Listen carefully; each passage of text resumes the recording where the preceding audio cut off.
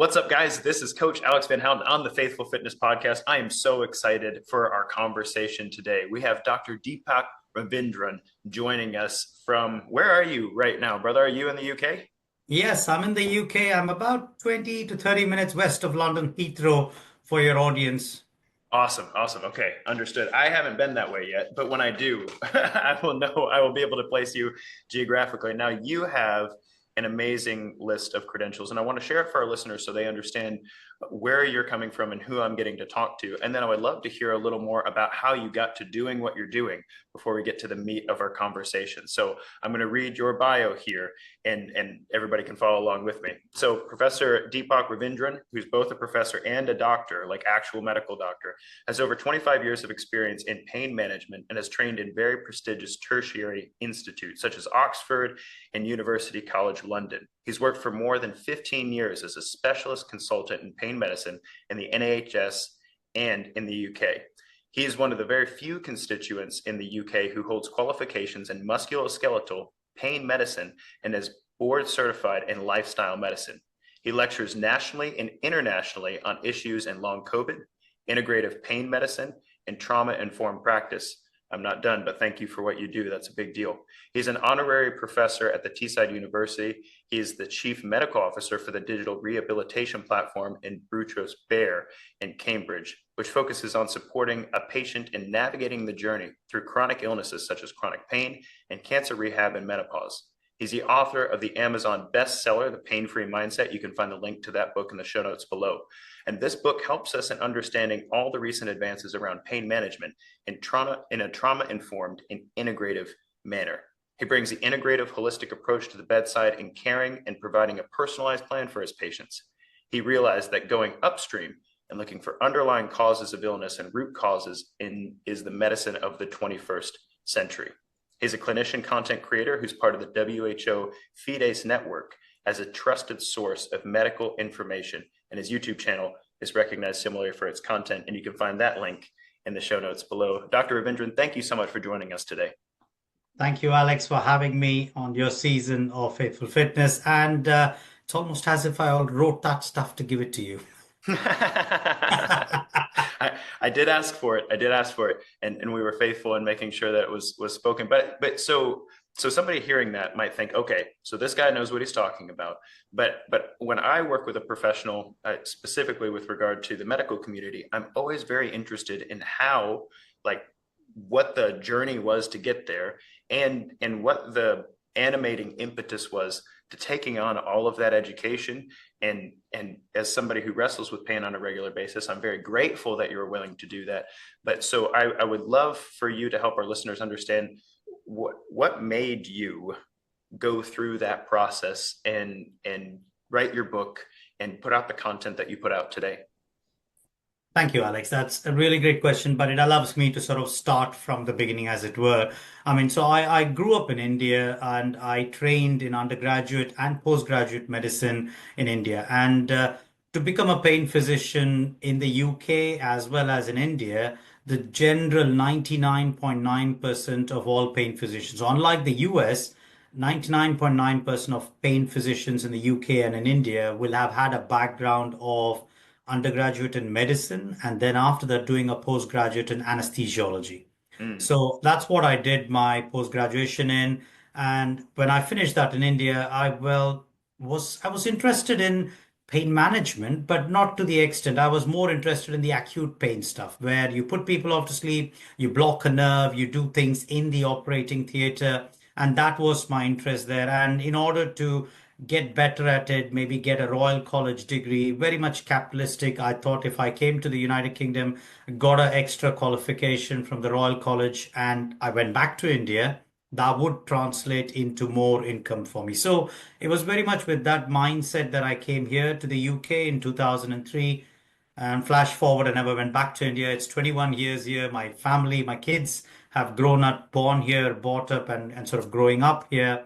And my wife is also in the medical field, and we've spent over 21 years at this time in the UK. But it was when doing my training in Oxford, that's where I realized, well, pain management is one of those super specialty niche fields within anesthesiology. It was something that attracted me because it looked like the research that was coming out by around 2006 and 7 was very different to what I'd read in medical school Mm, and what I'd learned as anesthesiologist as well. And the opportunity came up to do a fellowship in pain management in London, and that's when I did my fellowship there. This was 2009 and 10. And when I finished my training, I said, well, I want to be a consultant doing both anesthesia and pain management. And that's what started my journey in 2010 in a mm, place called Reading, which is about 30 minutes west of Heathrow, which is where I've been in a sort of hospital practice here, which is having 1,000 beds, looking out for a population of around 800,000 to a million in this local area. It's the principal population. So the UK, with its National Health Service, means that private insured populations are very little. You have predominantly the NHS, that form of free healthcare to everyone who wants it and needs it at that time, which mm. meant that my hospital where I was working at was the main secondary specialist service for Wow. everything that needed to happen for this huge population. And by 2014, I was the lead for pain management, both for people being admitted in hospital, but Mm, also for people who had chronic pain who were presenting to the outpatient clinic.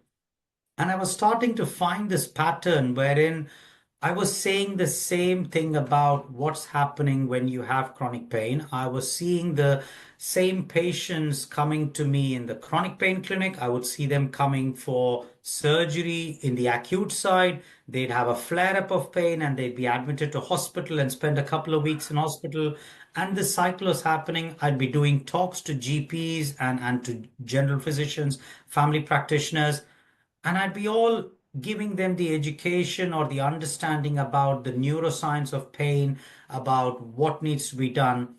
And I was not really shifting things. I was doing one-to-one, talking to them when they come in the clinic. And this was the struggle that I was having was there was this message that needed to go out, but it was a message that wasn't really present in society. It was a message that none of the medical doctors who trained with me in the 1990s, 2000, take your average 35 to 45-year-old medical physician, isn't aware at all. mm, And none of the family physicians are aware. And I was just hitting a brick wall because everybody's understanding of pain was very much structural. There was no appreciation of the wider part there. And mm. this is when I came across a game-changing book called The Body Keeps the Score. And Wow. that's where my interest in trauma-informed care and the influence of that came along. And short circuit, my journey from about 2017 to 2021 was just immersing myself, doing the deep dive into the literature and finding that there's so much that I myself did not know about pain management, even though I was at the apex of pain knowledge and a consultant. Mm, Those 4 years were revolutionary in my understanding of how much more there was already in the literature about pain management, that we didn't have to necessarily depend upon opioids, which by then, unfortunately, both in the US and in the UK had mhm, acquired such bad press. People were looking for saying, well, if opioids are not the answer and surgeries aren't working, what do we do? And that's when I got the opportunity to sort of crystallize everything that I had done in those 4 years of deep dive into a book. I got lucky with a traditional publisher interested in my book there, and that became the book that came out in 2021 just after COVID. And that was the same knowledge that I could take into the long COVID service when they needed to be set up here.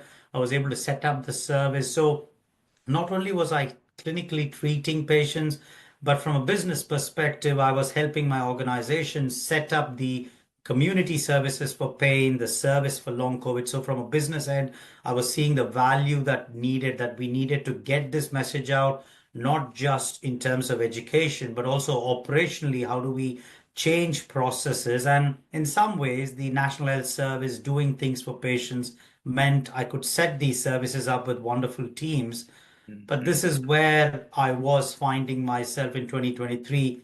All this information, all this knowledge, and I needed to get them out more at scale. And that's where all of this YouTube and social media trying to talk about pain science, raising awareness. And that is how you became aware of me. That's where the knowledge part of imparting comes, because there's so much work to do in Yes. all of these aspects to everyone around us. Yes. Thank you. Thank you so much for your story. And also thank you for your drive, because I imagine you had to fight a lot of uphill battles to do that. I was listening as you were saying about being the primary over such a large population. And we call that in the fitness world, we call that the school of hard knocks. Like that's a lot of hard work. A lot of hours went into listening to patients and establishing a rhythm where you could actually see the patterns that you were seeing, so that those 4 years of education could really crystallize, as far as I can tell from reading your book, crystallize a very unique, and I would even say a relatively new. It's not new in the science, but it's new.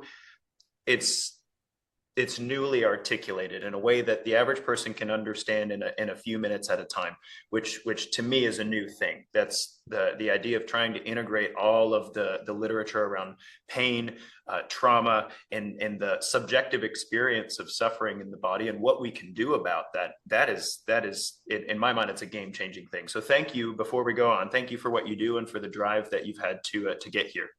Thank you, Alex. Thank you for those kind words. And in some ways, I remember when you reached out to me and you asked actually some of the, I don't know where you had read, or maybe at some point I talked about the support of my parents in doing this really. And maybe this is just a place to actually pay homage to them and to my wife really, because I think there's two parts here. For any journey, for anybody to take the school of hard knocks, as you said, you need someone, you need the resilience to be able to carry on. And resilience, I think, is not so much of what's inside you, but it's also of the feeling of safety, security, and support that you have from the people around you. And so I guess this is as good as a place any to my parents, to my mother and father, for believing in me and to giving in me the life skills and the ability to withstand pressure and to still believe in myself and move on. And I think that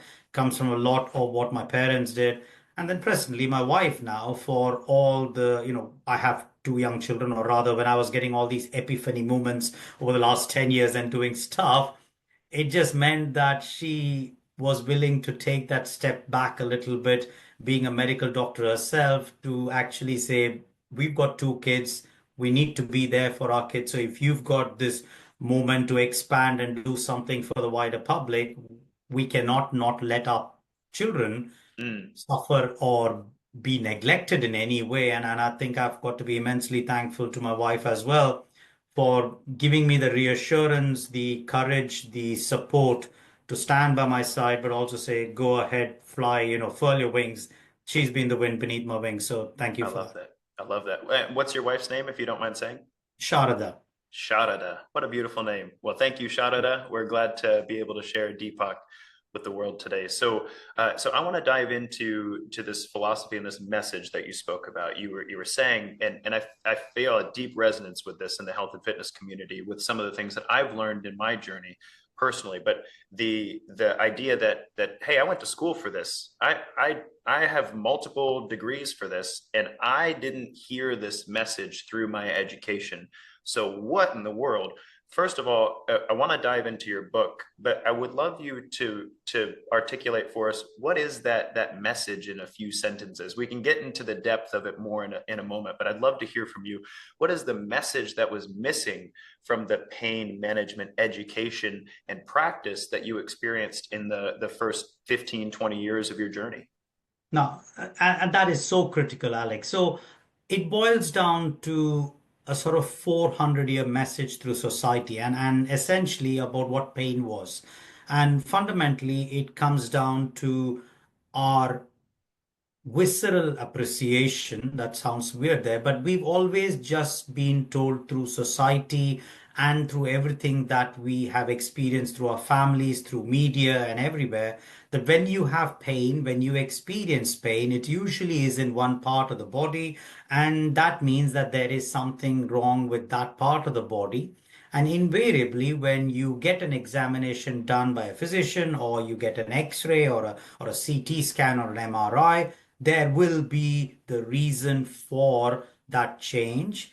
And if you don't have anything on the scan to explain, it means it's all in your head and you're making it up. And automatically the society stigmatized you, saying that you either had to have something wrong with the body or you were just making it up and it was not real. And this is Mm, sort of the what we call in science as the mind-body dualism, courtesy of a French philosopher's output, René Descartes from the 1600s, who mhm, suggested at that time, and this is important to understand a little bit of the context. At that time, it was important from a religious perspective that the human body could not be touched upon, could not be uh, operated upon because it was considered to be part of God. Man was part of God, so religion and the church prohibited that from happening.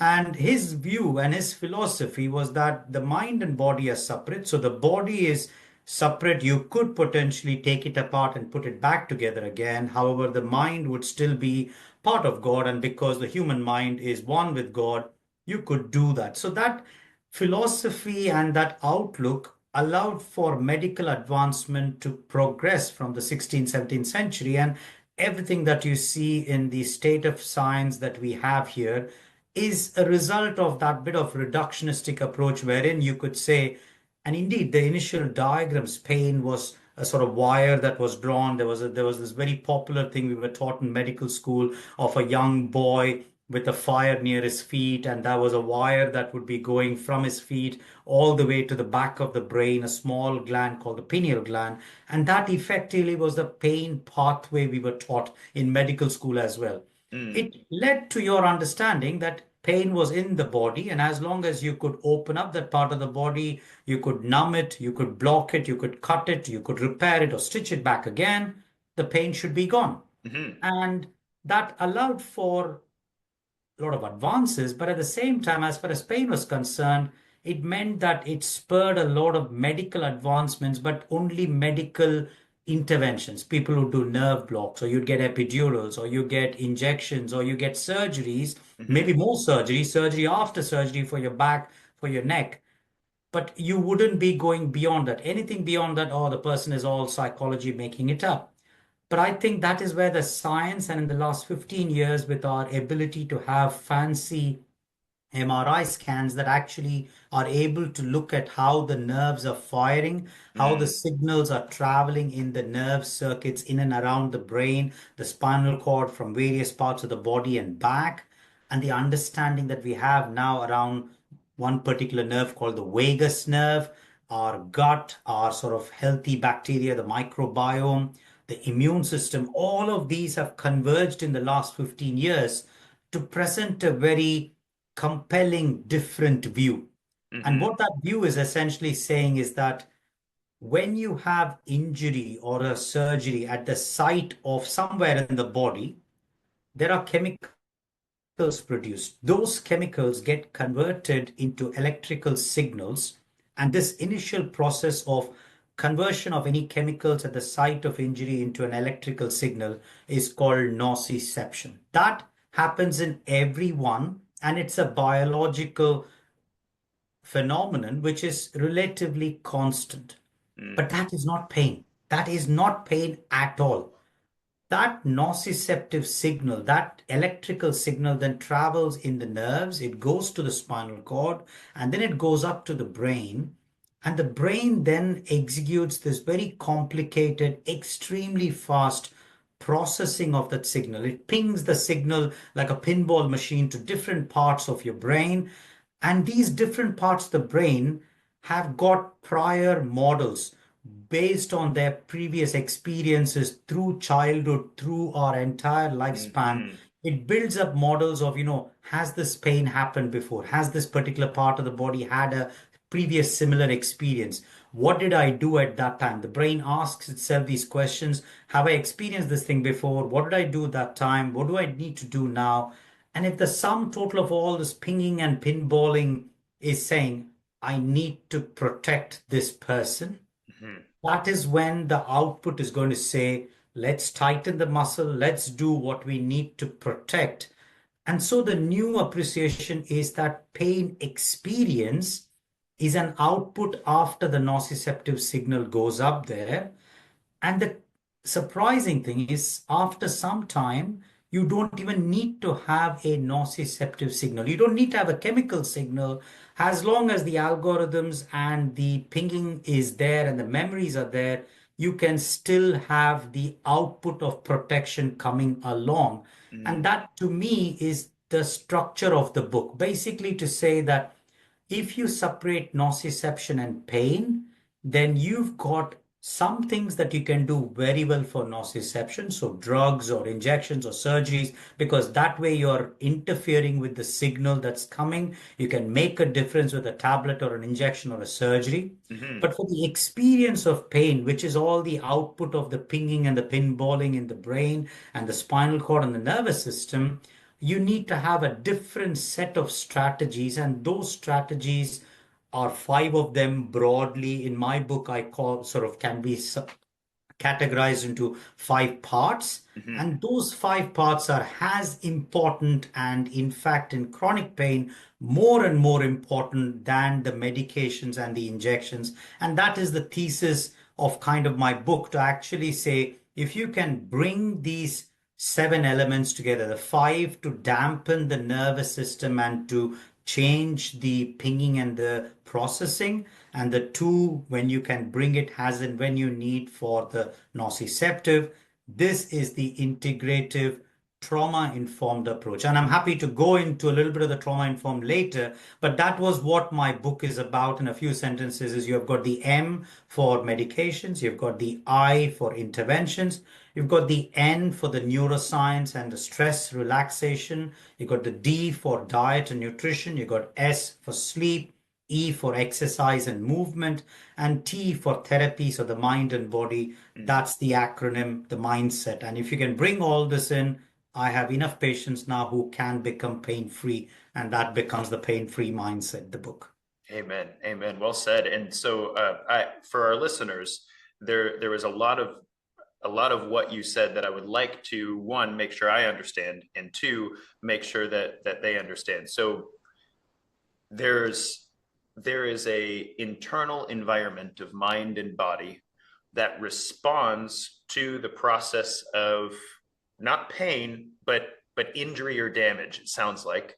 And that process or that signal from the brain can become even separate from the actual injury or damage, such that we can actually experience pain as a result of our mind trying to protect us, or perpetuating some sort of pain cycle that might not have anything to do with actual physical damage, but have a lot more to do with something that's internal to the environment that we could actually shift and change in us.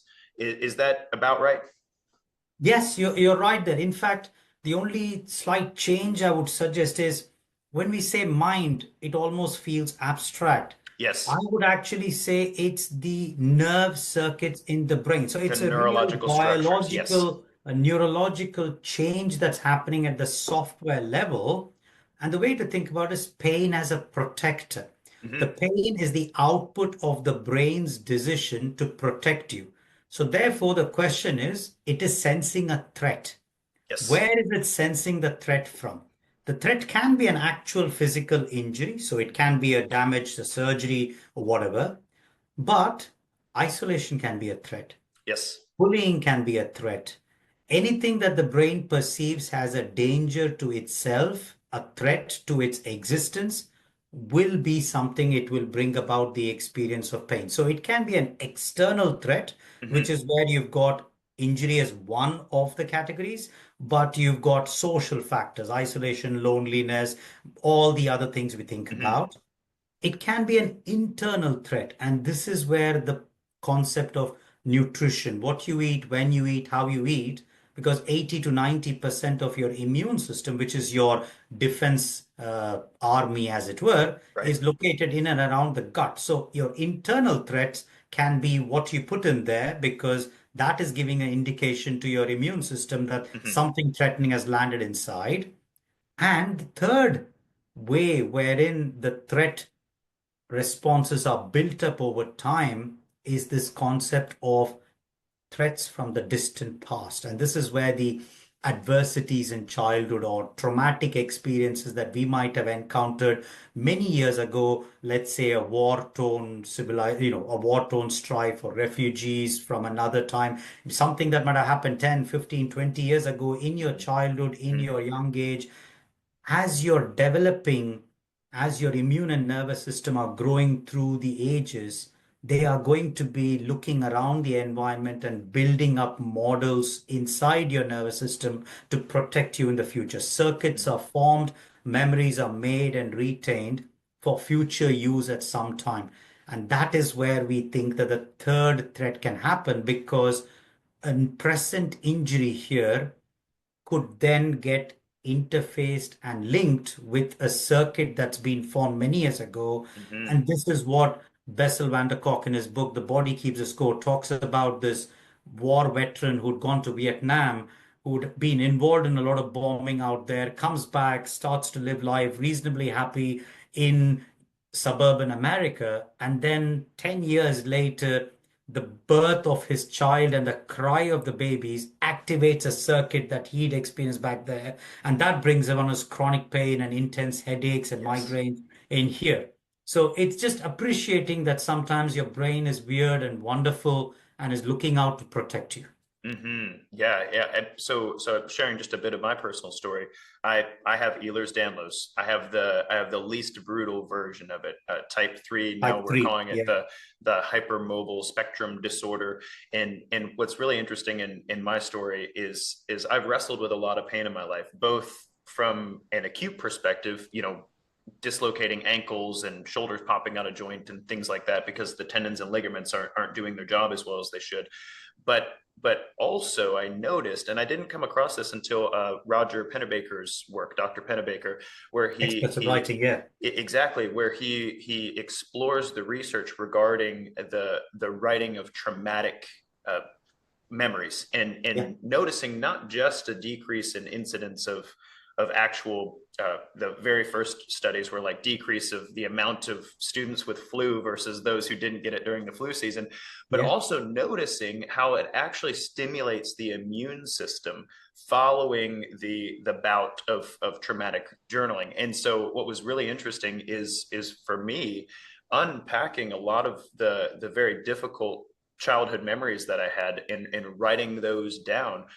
I noticed it was weird. It wasn't like an overnight thing. It was over a period of years. I noticed, most people with Ehlers-Danlos, their pain gets worse as they get older. But what I'm noticing, both as a benefit of my tendons and ligaments getting a little tighter as I age, which is helpful, but I'm also noticing that the pain experience for me is much less intense and way less frequent. And it was very interesting in reading Pennebaker's work that doing so was like, wow, it wouldn't have occurred to me because it was not like I was dealing with Oh, intrusive exactly. thoughts or regular, depressive or suicidal episodes or anything like that. But reading his work, I was like, man, there is likely a connection. It seemed to me it was very powerful research, very hard to reject. It was clear to me that there was a deep tie between, at least, not only, but at least between the experience of difficult memories and the I would say the programming, if you will, of the neurological system and the immune system. And that if removing those threats, and I don't mean by like taking them out of you, but by exploring them and seeing that you no longer need to be protected from those things, so to speak, that I'm no longer a very small child, and I don't have to worry about the wider world in the same way. That those things were actually a healing process for me. And not to say that I don't get injured now and then now, but it's not as high of a chronic pain on a regular basis as it used to be. So my personal experience really jives with what you found. I imagine you have some comments about that, and then I'd love to dive into one of the topics in your book. Yeah, no, thank you so much for sharing that, Alex. And at this point here, I would like to really sort of almost reassure your audience and actually say that there are still so many conditions, and by no means am I saying that neuroscience of pain is a settled science. We know that it's got to fit into one of these three categories. And you perfectly highlighted EDS is one of those conditions. So I support the patient EDS group out here locally in the UK, especially the hypermobile EDS, the type 3 version. And there are a few other conditions. For example, long COVID.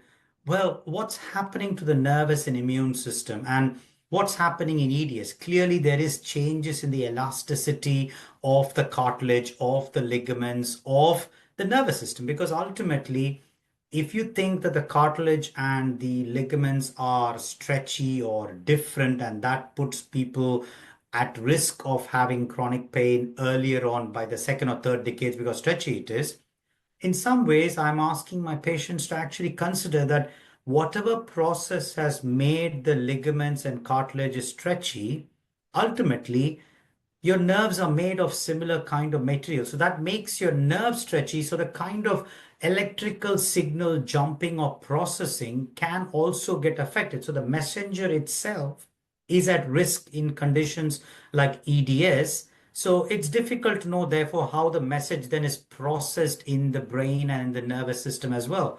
This is similar to people having, for example, I'm seeing a lot more patients with neurodivergence, so autism spectrum disorders. Earlier and earlier, by their 20s or early 20s, they're now coming into the clinic with a diagnosis of fibromyalgia. And we're realizing that actually the way whatever is making their nervous system hyper alert and anxious or hyper vigilant, if you can say that they are working really fast, and in autism or in hypervigilance or in anxiety, they are already on high alert. Something about the way the nerve circuits are wired in children or in neurodivergent people may also be happening. The same circuitry is happening around the emotion processing centers, Mm. which means that the risk of pain or chronic pain is much higher even after small injuries that's there. So it is quite complex. I don't think we can have a clear boxed answers in there. What I find really important and useful, based exactly on what you said, is is just validating the experience, is actually saying that no, you're not imagining your pain. There is, even though we might say that the brain is processing the signal, we are not saying you're making it up. This is actual circuits. This has been shown in studies that your nerve circuits are firing indiscriminately. There are different circuits that are formed that are overlapping with each other and wiring and firing, causing you to have that increased pain intensity. Hmm. And you can actually retrain the nervous system, process those signals, and you can notice a fantastic improvement in pain if you can do some of those retraining. And Penny Baker's work with expressive writing, the way I think about it is every time there is a threat response, whether it's EDS, whether it is long COVID, whether it is chronic pain, the brain has to bring about this protective experience and instruction of let's tighten the muscles, let's get ready to protect this person. And part of protection is to bring about the fight and flight response, which is tightening the muscles, upper body, lower body. But in human beings, we don't actually then, the tightening of the muscle is also accompanied by a progressive release in hormones, cortisol, adrenaline, noradrenaline, norepinephrine. But these things have gone into the muscle. The muscles got tight. You've experienced the pain, but we've not taken the next step in actually processing it. How do you wash out the Mm. muscles? How do you wash it out? And that is where the embodied approach comes through. And I think Penny Baker's work is very classical of when you write, your writing not only is are you writing about the traumatic memory that you then provide some distance with, but the actual process of writing is a motor movement, is a Yes. movement wherein you process that stored up hormones and muscle tightness. Hmm. And I think that is where the magic of techniques like journaling and expressive writing comes, is that there is probably an element of an embodied phenomenon that you are processing and washing out, and that allows you to give some distance. And this is where the science is moving, that for pain management, it's not just about psychotherapy and CBT. If you can start from the ground up of providing validation, of providing rapport, of providing listening, of providing an embodied, body-based grounding approach, you Mhm. can achieve so much more in terms of pain relief. And that can be a social form as well. You do it. For example, the work that you do with fitness, the way you give them the support, the group, that is where the science is moving towards. And that I find is really hopeful. Yeah, same. I have a lot of hope and even faith in that process. So I actually want to dive into one of the sections in your book. Just for our listeners here, look, there's no way we're going to get through the entire book. It's a great book and it's got a lot of very powerful information that can be helpful to you. The links in the show notes below. But one of the sections in the mindset that is actually exercise. We're looking at the idea that if I can move my body, there's I don't know if I want to call it a healing property, but there's definitely an aspect of that that will change the way that my body responds to that pain environment, and also the way my body responds to injury. As an example, when I'm thinking through movements and whatnot, I actually personally found that journaling was most effective if following journaling I hit the weights, because for me, like you said, all that built up I would say emotion in the form of hormones and biochemicals, they need to go somewhere. And when we say work out, that what's really funny is in English, workout is like work it out. I have the opportunity to work through, I have the opportunity to work it out of my system. But what's really interesting to me about exercise, and I've actually been a personal trainer longer than I've been a health coach. I started working with people back in high school, helping them.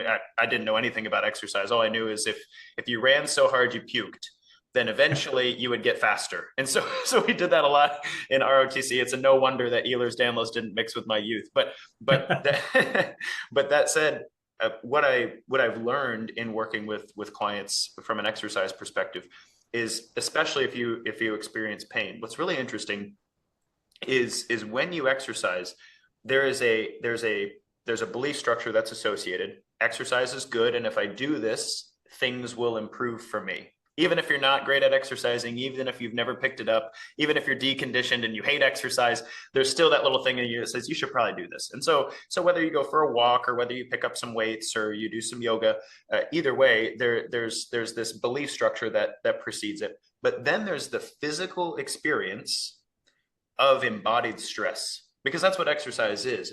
It's an adaptive stressor. We do something difficult, maybe not like so difficult it hurts us and injures us, but we do something difficult for us that requires our body to adapt. Neurologically speaking, musculoskeletal, our cardiovascular system has to adapt depending on how difficult the exercise is cardiovascularly. And so what's really interesting is it's a conscious thing I've chosen to do that I expect to do good things for me. And then I get to experience physical stress.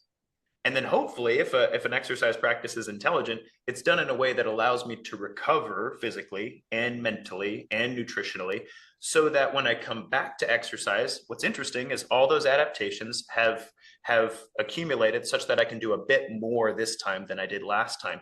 And so it becomes a reinforcing process of the belief that I can get better and I can experience difficult things without requiring protection, and I can go through that physical stressful process on purpose, mentally speaking. And I have found that to be such a healing process for individuals that I work with, whether you wrestle with a lot of chronic pain or a little chronic pain. And I would love to hear your thoughts on it. One, is the research bearing that out? And two, do you use exercise in your practice to help your patients? Absolutely. I think, Alex, those are really powerful words, and I'm really pleased that you've sort of brought it up because that is been out of all the seven things that I write about in there, that often can be the thorniest of things there because for a lot of chronic pain patients, exercise brings up and conjures up a lot of very unpleasant things. And the way you've presented it is so much more nicer, but is actually that is the appropriate way. And there are a couple of things you said which are so crucial in a sense, what people want to do. And this is where I want to reinforce there that first of all, with exercise, what I don't mean at all is some kind of a regimental practice right from the outset. it's any kind of movement-based practice that you want to start with. So, and the reason for movement is what I've already alluded to before, is movement has some very important features and characteristics. One, it allows, exactly from an emotional perspective, it allows for processing and washing out of the built up chemicals of stress, cortisol, adrenaline, everything. So that is one part of the physical washout. The second is movement improves the blood flow to the muscles themselves and washes out any chemicals that have been built up, like substance P, which can worsen the pain. So that is the second part of movement. The third thing is we've now understood that actually the muscle movement itself, any movement of a kind over time, builds new nerve circuits. You Mm, actually are creating the right environment for building new nerve circuits that you can then fire and wire along the way you want it to. A different circuit can be formed, which is adaptable and ready for you to mold into a different thinking process or a behavior process or a habit loop that you'd like to start. So you have those fundamental things at the moment, and we're realizing that the muscles themselves, the myokines, the hormones they release, that itself is a powerful anti-inflammatory chemical. So you have a fourth benefit from movement there. That's the biology of what movement does. The second part is moving in its own fundamental way, when after some time, is actually going to release your internal endocannabinoids. We now have the evidence that the runner's high or the fitness high that you experience is due to the internal cannabis-like molecules called the endocannabinoids that get released into the circulation rather than the adrenaline or dopamine. It's more cannabis-like compounds that get released in there. So that is the other advantage. Now, that is liked by some people, but it is an advantage that needs to be harnessed more. So these are the reasons that there is so much interest in exercise, not just for chronic pain, but for a variety of long-term conditions, whether that's diabetes, whether that's mental health conditions, whether that's hypertension or obesity. We've now got these solid biochemical and biological reasons to encourage movement at a mhm. fundamental level. What you've talked about there is those first two aspects. Can people be fostered and supported and encouraged and coached to have almost an exercise mindset, a growth mindset about movement and exercise? Not to get worried about, oh my God, is it going to make my pain worse? But it is about just saying, this is a safe movement. I am Yes. with someone who I believe and who believes me, and I'm going to follow Alex and say, okay, I'm going to start with this pattern, but the more I do this pattern and I increase the adaptability and I take it to what's the level of comfort and discomfort for me, and can I just step a little bit into the discomfort and come back, and this way I slowly push myself up the ladder of increased activity and increased neural circuits, and I see the positive thing happening around me. That I think is where the magic is. That's where the benefit of it is. And we've now got the evidence from some of the books that are coming through there that when you can do this, when you can combine it with music, when you can combine it with groups, when you can combine it with bonding, social connection, friendship, you're going to wire these circuits much faster. You're going to fire these circuits much faster. You're going to have even more endocannabinoid release. You're going to have even more blood flow happening. And all of this is pain reduction almost becomes a byproduct of all of these things. But Absolutely. it is that's where fitness and movement and exercise is such a massive, big thing these days. Yes, very much so. And I'd like to say something encouraging to the Faithful Fitness listeners. This Faithful Fitness is sponsored by the Better Daily community, and one of the things we say in there is that it doesn't really matter where you're starting as long as you're committed to becoming 1% better Yeah. every single day. And that's so if you're wrestling with chronic pain, if you're experiencing chronic pain, and you hear us talking about this, and I know Deepak is very very compassionate to this as well, that you're like, well, here's the deal. I try exercise and it hurts worse. My message to you is don't try to do everything at once. Don't Yeah. try to go too hard too fast. Understand where you're at. Be honest and graceful with yourself. Where am I at right now? And what is the 1% I'm willing to commit to moving forward? And please take into account where your body is now and just start there, because the real win here is the progress, right? I just worked with a lady I'm working with who has had 2 knee replacements, and she wrestles with a lot of pain in both of her legs. And we've been working together for 8 months now. And through her exercise practice, one of the things that I told her is we have a lot of adapting to do. And in the process of adapting, I don't want to make your knee pain any worse, but I can't promise it's going to get a lot better very quickly. So there's some adaptation we're going to have to go through. And the way we'll know we're winning is that you're getting stronger, you're getting more endurable, you can walk a little farther without pain, that sort of thing. And the next day, you're not in any worse pain than the day before our workouts, right? And so what we did is we kind of rode that. And what was interesting is she did improve in her strength, she did improve in her endurance, she did improve in her physical capability to live life. And it wasn't until about 4 months after starting the exercise process that she could say, hey, that's weird, my knee doesn't hurt today. So it wasn't an immediate change for her, and we started very humbly, like walking 100 yards at a time tops, that sort of thing. But the goal was a little more every day. And when you can do that, when you can commit yourself to that, what you'll notice is progress happens over time, and nobody's rushing you. Like I know you'd like to get out of pain as quickly as possible, but it would be way better to play a game that gets better every time, rather than degenerates and you find yourself in worse pain than you I started. completely, I imagine you have some completely thoughts about second that. that, Alex. Really well said, and that's so important. When patients come to the clinic with me, there I usually quote sort of BJ Fogg.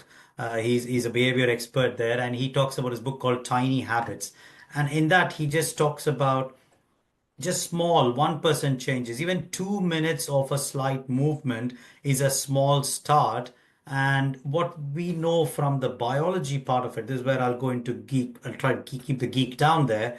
But it's actually, if you can just do for 1 minute or 2 minutes of some activity, something slightly different, you put the process in of releasing a little bit of adrenaline, a little bit of dopamine, and you form the circuit and new circuits come to life. When you then combine that with a good bit of nutrition and you have a good bit of sleep that night, you're adding a bit of acetylcholine into the mix, another chemical, and that strengthens the circuit and seals the circuit. That's just the first part. That's the first 2 minutes. As you keep that practice going, 2 minutes to 3 minutes, 3 minutes to 4 minutes, or even just 3 minutes, 4 minutes, and this is where it gets potentially exciting, is we know that on average for a circuit to form and stay formed and be the default circuit with less pain can take anywhere from 66 days to 250 days. So 12 weeks to almost 6 to 9 months. It can happen as short as 21 days, which is where you get all these popular marketing books of 1 month plan, 21-day plans for there. But on average, 12 weeks is the average duration of time, which kind of explains as well some of the improvements that you've talked about with your client. But a lot of times, even in mainstream medical science, pain management programs or some programs that people do are usually 6 to 12 weeks long, because if you do them Monday to Friday, 2 hours each day, you keep practicing that 2 minute movements even 3 to 4 times a day. For the circuit to form, it takes apparently up to 12 weeks average. So Well that is the said. message there, is to say small movements, consistent practice, as you rightly said, 1% better daily. That is the message. Well said. And as a word of encouragement to those who just heard that, you're like, man, it might be like 9 months until I see improvement in my pain. What I want to say to you is look, if you're listening to this and you've experienced chronic pain, you've been in pain for a long time, like Yeah. years and years and years. It might, and in this conversation we talked about, it could go all the way back to your childhood, man. So like if you think about it right now, don't think like, oh, on my fitness journey I'd like 6-pack abs, or oh, on my fitness journey it'd be really nice to run a mile or whatever. Think like this: if I were to do everything that's good for me, if I were to be a good steward with what I've been given, if I can take the hand I've been dealt and make the most of it, if I can do those things, what could next year look like for me?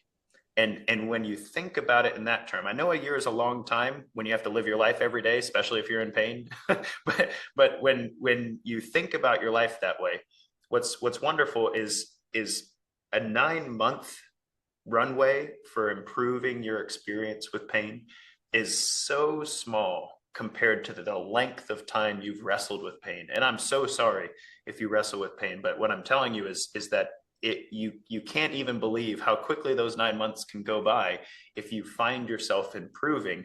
And it would be so wonderful if in the future of your life you get to experience so much less pain than you have up until this point. So I just want to encourage you, if you're wrestling with that thought, just take it one day at a time, 1% at a time. And what you'll notice is over time, you'll be so glad you did. And it will have seemed like a very small drop in the bucket that can be so transformative to you.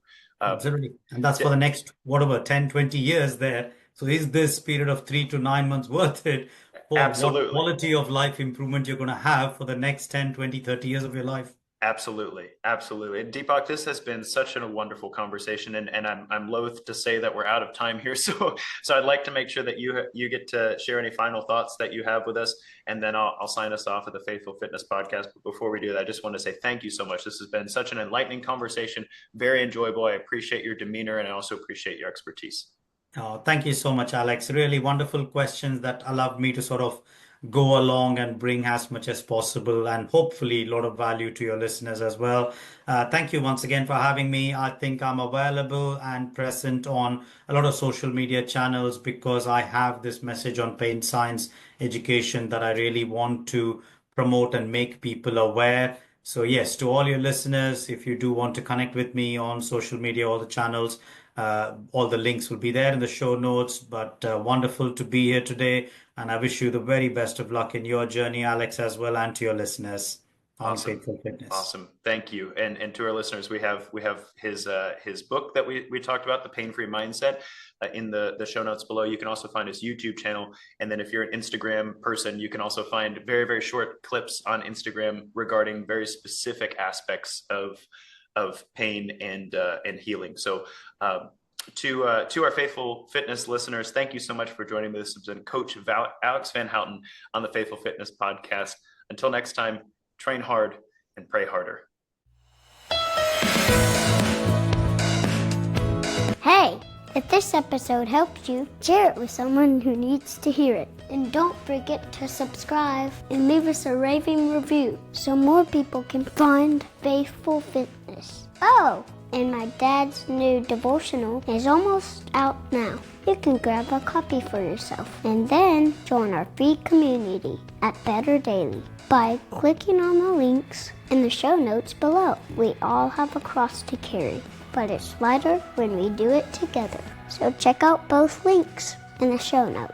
Don't be a big mo Bob, just do it. Until next time, don't forget, train hard and pray even harder.